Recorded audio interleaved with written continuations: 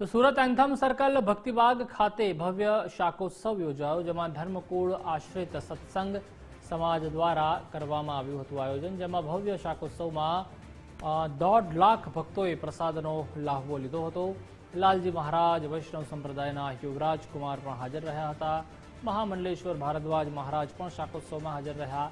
શાકોત્સવની પૂર્વ સંધ્યાએ ભક્તો દ્વારા તૈયારીઓ પૂર્ણ કરાઈ હતી।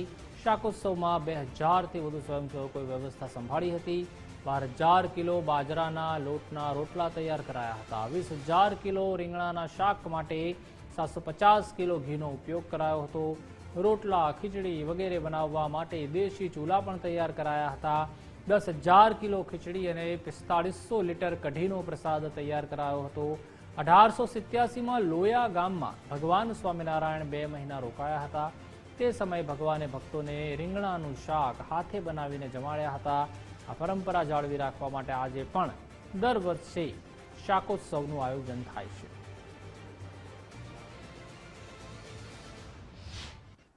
ભગવાન સ્વામિનારાયણે આજથી 200 વર્ષ પહેલા લોયાની અંદર દિવ્ય શાકોત્સવ કરી અનેક જીવાત્માને અનેક પ્રકારના ઐશ્વર્યના દર્શન કરાવી પોતાના ભગવાનપણાની પ્રતીતિ કરાવી હતી।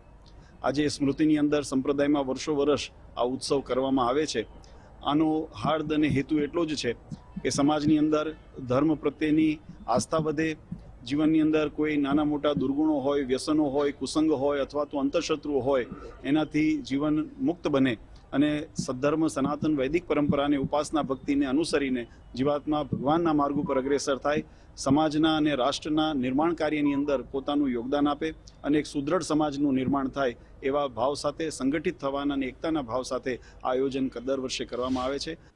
તો ભવ્યાતિ ભવ્ય શાકોત્સવનું આયોજન કરવામાં આવ્યું હતું। સુરતમાં લોયા ખાતે મહામંડલેશ્વર ભારદ્વાજ મહારાજ પણ હાજર રહ્યા હતા।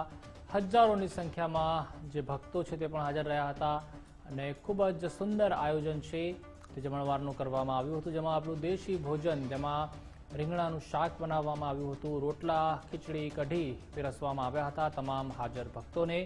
અને દર વર્ષે આ સમયમાં આયોજન કરાય છે, જેમાં 12,000 કિલો બાજરીનો લોટનો ઉપયોગ કરાયો હતો, તેમજ 20,000 કિલો રીંગણાના શાક માટે 750 કિલો ઘીનો પણ ઉપયોગ કરવામાં આવ્યો હતો। રોટલા, ખીચડી વગેરે બનાવવા માટે દેશી ચૂલા પણ તૈયાર કરવામાં આવ્યા હતા।